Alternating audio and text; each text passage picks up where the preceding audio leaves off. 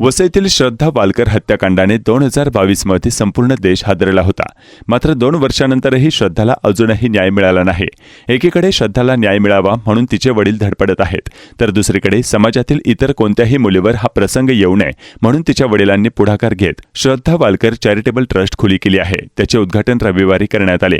अत्याचार झालेल्या मुलींना मदत करता यावे तसेच अशा घटना घडू नये म्हणून या ट्रस्टच्या माध्यमातून मदत करण्यात येणार आहे. त्याचे उद्घाटन रविवारी वसईत झाले असून या कार्यक्रमास भाजप नेते किरीट सोमय्या, सर्वोच्च न्यायालयातील श्रद्धा प्रकरणातील ॲडव्होकेट सीमाजी कुशवाहा, श्रद्धाचे वडील विकास वालकर, माजी महापौर प्रवीण शेट्टे यांसह इतर उपस्थित होते. श्रद्धाला अजूनही न्याय मिळाला नाही, त्यामुळे मला जो त्रास होतोय हा त्रास आणि या घटना घडू नये म्हणून या माध्यमातून प्रयत्न असेल, अशी भावना श्रद्धाचे वडील विकास वालकर यांनी यावेळी व्यक्त केली.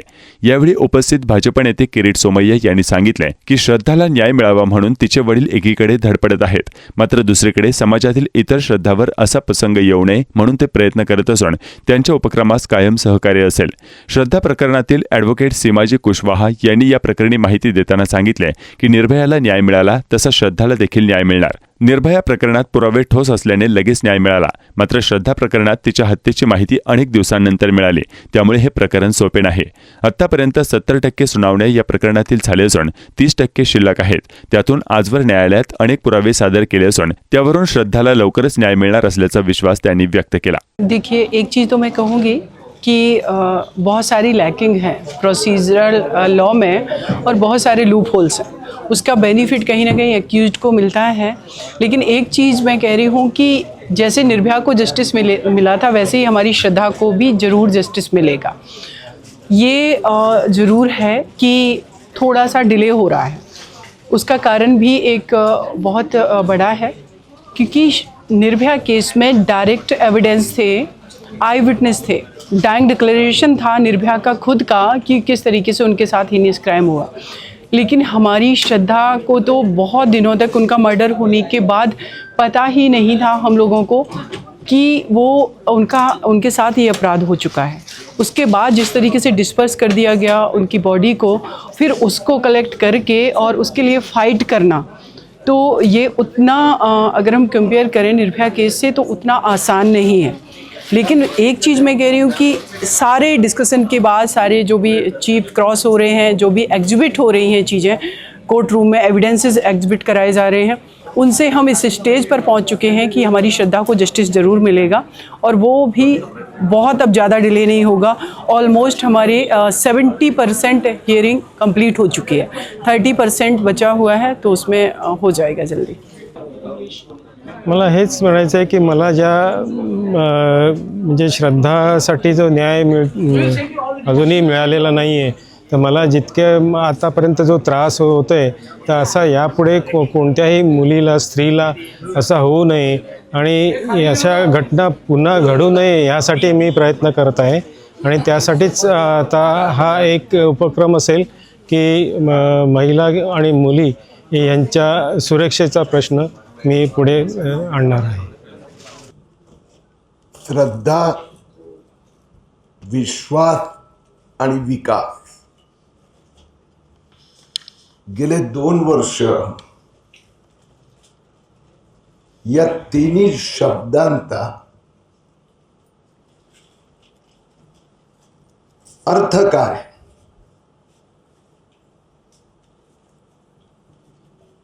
हे विकासरावांकडे पाहतो तर ह्या शब्द नाहीये, हे फक्त त्यांची श्रद्धा गेली, परंतु समाजाची श्रद्धा जाता कामा नये. हे 2 वर्ष विश्वास आणि विकासराव सातत्याने हे तप करीत आहेत. मी त्यांचं मनपूर्वक अभिनंदन करतो. हा बाप थकला असेल, निराश झाला असेल, दुखी झाला, परंतु विकास थांबला नाही. श्रद्धाचे वडील थांबले नाही. एका बाजूला श्रद्धाला न्याय मिळावा, खरं म्हणजे हे पण छोटं आहे. एका बाजूला श्रद्धाला न्याय मिळावा यापेक्षाही मोठं लक्ष्य हे की त्या नराधमाला शिक्षा झाली तर आणखीन कुणाचा मुलीत श्रद्धा होऊ नये या विश्वासाने विकासराव लढत आहे. जी लढाई स्वतःच्या स्वार्थाची नाहीये.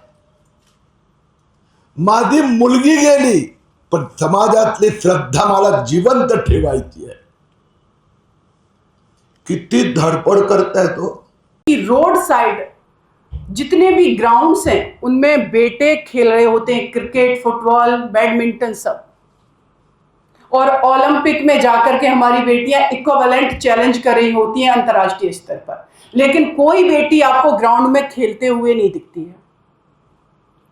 हम उनको घर की चार दीवारी में बंद करके कह रहे हैं कि मेडल लेकर के आइए और कह रहे हैं कि आप प्रूफ करिए. लेकिन ना हमने उनको वो इंफ्रास्ट्रक्चर दिया, ना सेफ्टी सिक्योरिटी वाला उनको माहौल दिया जहां जाकर वो अपना डेवलपमेंट कर सके. आमंत्रित किया उनके साथी जेम्स भाई जो कि उनका साथ देते हैं. और स्पेशली मैं एक शख्स का शुक्रिया अदा करना चाहूँगी, आदरणीय हमारे सीनियर कीर्ति सर्क जी का, जो कि फर्स्ट डे से जब उनको पता चला कि इस तरीके से श्रद्धा के साथ जो क्राइम हुआ है, विकास भाई जी से जब मेरी बात हुई तो हमसे पहले भी वो उनके साथ खड़े थे. तो अभी जब सर इस स्टेज पर ये बात बोल करके गए कि एज ए सिटीजन हमारी जो नेशन और नेशन के पीपल के प्रति जो रिस्पॉन्सिबिलिटी है, वो जिम्मेदारी है, वो हम कैसे निभाते हैं, तो उसका आप एक एग्जाम्पल है, एक उदाहरण है देश के लिए. तो सर स्पेशली आपका शुक्रिया अदा करती हूँ. साथ में ही हमारी सिस्टर बैठी हुई हैं, वो भी दिल्ली कई बार आई. मैंने देखा विकास भाई के साथ बराबर कंधे से कंधा मिला करके काम किया. अगर आज मैं बात करूं श्रद्धा वालकर चैरिटेबल ट्रस्ट की, तो विकास भाई से हमारी करीब 1 साल पहले बात हुई कि श्रद्धा के साथ जब ये क्राइम हुआ, जब ये अपराध हुआ, तो आप महाराष्ट्र से दिल्ली जा रहे हैं ट्रायल को अटेंड करने, केस को अटेंड करने. और फिर अक्सर जब मेरी बात होती रहती है तो मैंने जो महसूस किया है एज ए लॉयर कि हमारी जो रिस्पॉन्सिबिलिटी है, हमारी जो जिम्मेदारी है, वो सिर्फ कोर्ट तक सीमित नहीं है. जो विक्टिम फैमिली है, जो कंप्लेनेंट है, वो किस मेंटल ट्रॉमा से गुजरते हैं, पब्लिक के बीच होते हैं, तब तो लगता है कि सबका बहुत सपोर्ट है. लेकिन जब वो अकेले घर में होते हैं तो वो सारी यादें हैं बेटी की, वो सारी घटनाएं हैं, वो सब मन को हिला देती हैं. और श्रद्धा के साथ जिस तरीके से क्रूअलिटी की गई, वो रूह कपा देने वाली थी.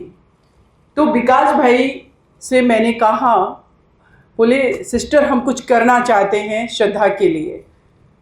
मैंने कहा इससे बेटर और कुछ नहीं हो सकता है कि श्रद्धा को आज अगर वो हमारे बीच नहीं है, जीवित नहीं है, तो उसको आप एक माध्यम बनाओ सोशल कॉज का. आप अन्य बेटियों के लिए खड़े हों, उन बेटियों के जस्टिस के लिए आप फाइट करें, उनकी आवाज़ बने. और जब ये डिस्कशन हुआ और उसके बाद आज श्रद्धा वालकर चैरिटेबल ट्रस्ट के रूप में आपके पास एक प्लेटफॉर्म है जहां से महाराष्ट्र ही नहीं, ये ट्रस्ट है, पूरे देश की बेटियों के लिए आवाज़ उठाई जाएगी. और ऐसा मैं मानती हूँ कि महाराष्ट्र में मैं अभी आई, मैंने देखा कई बार पहले भी मैं आ चुकी हूँ कि एटलीस्ट थोड़ी स्थिति बेहतर है.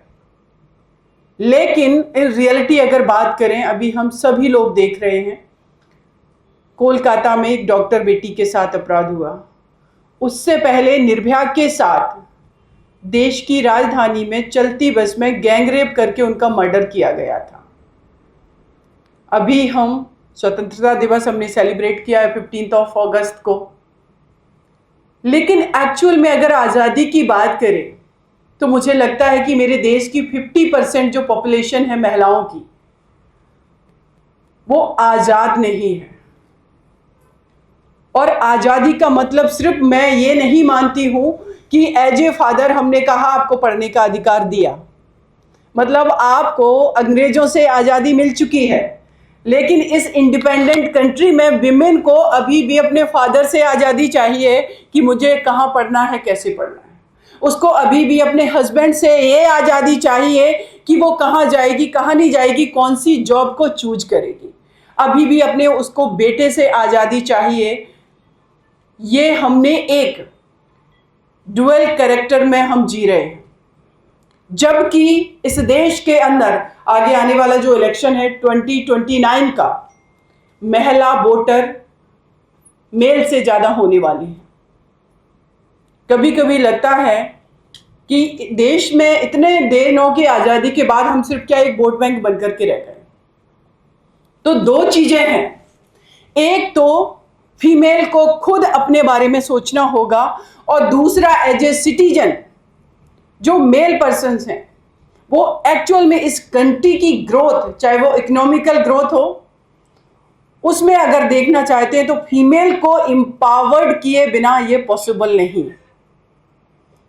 और उसमें एक तो उनको हमें सपोर्ट करना है, फिनेंशियली स्ट्रांग करना है, मेंटली, इमोशनली, हर तरीके से स्ट्रांग करना है। लेकिन जब हमारी बेटियां ऐसे स्ट्रांग हो रही हैं तो फिर हमारे सामने जो रिजल्ट्स आ रहे हैं वो आ रहे हैं अभ्या जैसे, जो कि कोलकाता में हुआ। वो बेटी एम्पावर्ड थी, रात के समय ड्यूटी कर रही थी, वो बिल्कुल मेल की तरह, जो मेल पर्सन सर्व कर रहे हैं नेशन को, वैसे ही हमारी बेटी वो सर्व कर रही थी। लेकिन जो इंसिडेंट उसके साथ हुआ, क्राइम हुआ, उसके लिए रिस्पॉन्सिबल कौन है? उसको क्यों मार दिया गया? सिर्फ एक डिफरेंट जेंडर होने की वजह से? उसके प्रति रिस्पॉन्सिबिलिटी किसकी थी? जिस शख्स ने उसको मारा, जो अभी की फ्रंट पर है, ये मैटर गैंग रेप का मुझे लगता है, जो मैंने पोस्टमार्टम रिपोर्ट देखी है उसमें, जिसने मारा उसका माइंडसेट क्या था कि फीमेल को एक ऑब्जेक्ट समझा जा रहा है। निर्भया जब बस में घूम रही है, रात के 8:30 बजे वो आ रही है अपने दोस्त के साथ, उनके साथ रेप होता है, उनका मर्डर किया जाता है। और जो BBC हिंदी ने एक इंटरव्यू किया, उसमें जो एक अपराधी था जिसको फांसी की सजा दिलाई हमने, मुकेश, उसका इंटरव्यू है कि ये फीमेल भी इक्वल रिस्पॉन्सिबल है, क्योंकि ये रात में घर से बाहर क्यों निकलती है। मतलब घर की चार दीवारी हमारे लिए है और रात में बाहर निकलना, सड़कें तुम्हारी हैं, ये देश तुम्हारा है। और 50% आबादी इससे अभी भी वंचित है, और हम सेलिब्रेट कर रहे हैं इंडिपेंडेंस डे। तो ठीक है, अंग्रेजों को भगा दिया यहाँ से, लेकिन as a father, as a brother, as a citizen, as a senior, as a colleague, as a nation, as a politician, as a administrative officer, as a police officer, सबकी ये इक्वल रिस्पॉन्सिबिलिटी है कि हमारे देश की कोई भी female कहीं से भी निकले, वो इतना कॉन्फिडेंस में हो कि जो क्राइम करने वाला व्यक्ति है, अगर मैं पलट के देखूं तो शायद मुझे उसे थप्पड़ मारने की, रिएक्ट करने की जरूरत नहीं पड़े, कोई दूसरा भाई उसके अंगेंस्ट में खड़ा हो।